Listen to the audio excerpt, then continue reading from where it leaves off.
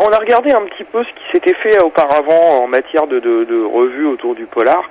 Et on s'est rendu compte que c'était des revues très littéraires avec des nouvelles et qui ne parlaient que de livres. Et nous, on a voulu ouvrir le champ, en fait, un petit peu, parce que on s'est rendu compte que, enfin, même nous, personnellement, on était certes des gros lecteurs de polar, mais au cours de notre parcours journalistique, on a traité pas mal d'affaires de faits divers, notamment, et puis on aime bien les séries télé policières, notamment les américaines, et on s'est dit que peut-être que l'idée de mélanger un petit peu tout ça était une bonne idée, et donc on s'est lancé comme ça avec une ligne éditoriale qui mêle réalité et fiction, c'est-à-dire que oui, il y a toujours des interviews, des portraits ou des rencontres avec des auteurs de polar ou des réalisateurs de films ou des scénaristes, même de séries policières, des vraies histoires policières ou du fait divers, et puis voilà, c'est toujours un mélange de réalité et de fiction. On parle de cinéma, on parle de séries télé, on parle même de jeux vidéo, on parle de musique.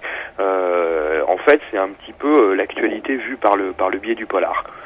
Et puis il y a des articles également, des portraits de personnes qui sont pas forcément des auteurs de polar, mais qui gravitent un peu dans ce monde-là. On pense au monde de la justice ou portraits de femmes qui nettoient, par exemple. Voilà, exactement. L'idée, c'était de rassembler un petit peu. Nous, on utilise le terme polar, mais c'est très très vaste pour nous, en fait. C'est-à-dire que ça va de l'auteur de romans noirs à Faites entrer l'accusé, l'émission télé, quoi, par exemple. Et on s'est rendu compte qu'il y avait une vraie appétence du public pour ça, ne serait-ce que en librairie, un livre sur 4 vendu, c'est un polar. À la télé, les émissions de faits divers font des audiences terribles. Le succès des séries télé policières, des films noirs.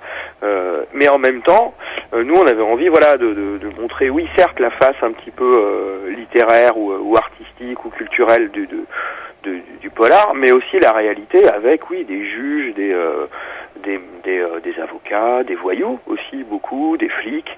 Voilà, c'est un mélange un petit peu de tout ça, de tout ce qui peut graviter autour de l'univers polar au sens vraiment très large. On propose une revue qui est vendue en librairie au prix de 15 €. Il fallait faire un bel objet. C'est pour que les gens aient vraiment envie de le garder dans leur bibliothèque comme un livre. Et en fait, on a décidé de casser complètement les codes du polar qui existaient, à savoir une typo machine à écrire, les gouttes de sang, la bande jaune, voilà, les trucs un petit peu classiques et clichés. Et on est parti sur une maquette avec beaucoup de blanc, et en même temps il y a beaucoup de texte, mais voilà, beaucoup de blanc et une vraie production photo, des illustrations. Ouais, on attache une grande importance au visuel, quoi, qui selon nous participe vraiment à part égale avec les textes au succès de la revue.